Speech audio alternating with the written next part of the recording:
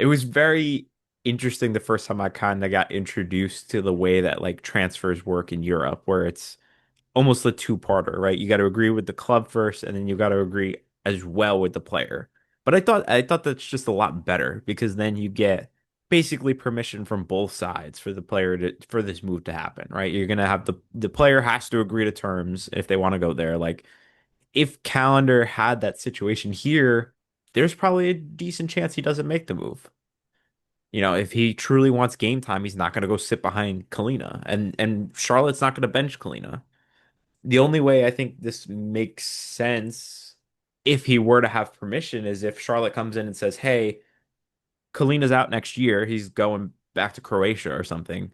You're going to be our number one after that." In which case, maybe he does go do the move because maybe he likes the project that Charlotte has going. But it really sucks to see a situation where a player wants to move on to get game time and just gets shafted without any say in it.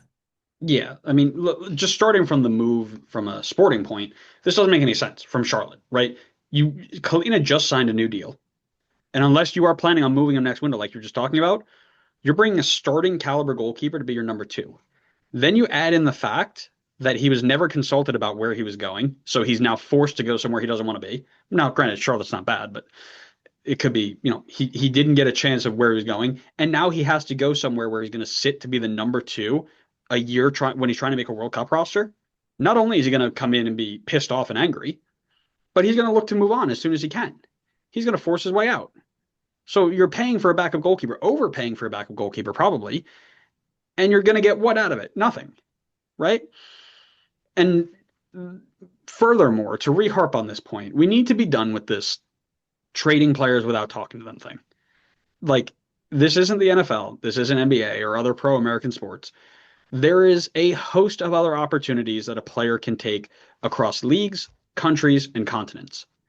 We have to stop making players just move wherever the highest bidder wants them to go. It just doesn't make sense anymore. We are well past that as a league and as a group. The NWSL did this, and it's time that MLS follows suit. It doesn't make sense. This isn't the NFL where it's like, oh, you're going to any of these teams or you're never playing football again. You can go a ton of other places. You got agents who are well connected. You need to make sure that we give them the opportunity to do this. This is silly at this point. Yeah, and I mean, on that same note, I understand from the business perspective why they do it, but also, shame on Miami for that. You're talking about a guy that's played 92 times for you, has won multiple silverware for you, and what do you do in return when he comes to ask to move on because you won't play him anymore? You send him to a situation where you know he's not going to be getting any game time. Like you said, in the year before the World Cup is being played in his backyard, that's terrible. Like, how are you going to treat your players like that? I understand that the business transaction says you should just try to get however much money you should be getting, but like at least like show a little respect for your players, especially the ones that have been there for a long time, like Callender has. Yeah. I mean, like I said, you're telling me that somebody like Kansas City, if they were in for Drake Callender right now, would significantly improve with him in goal and he would get tons of game time, right? I Houston would for kill to and have him in Atlanta.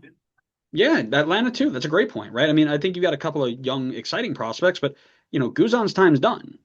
You gotta replace him at some point. So even if you tell him, hey Drake, you're not gonna play the last 6 games of this year or whatever, we're gonna give it to Jaden Hibbert, I think is his name, maybe. Um, Hmm. but Yeah, next you year, get it right. next year when Brad Guzan's done and he's gonna retire or whatever, you're the number one guy. And you are going to play all the way up to the World Cup. You're going to work yourself into the national team. You're going to take us to new levels.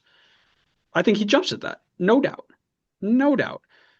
It just feels kind of weird. It feels kind of weird. And again, I don't. I think we are well past the trades without consent thing. That needs to go.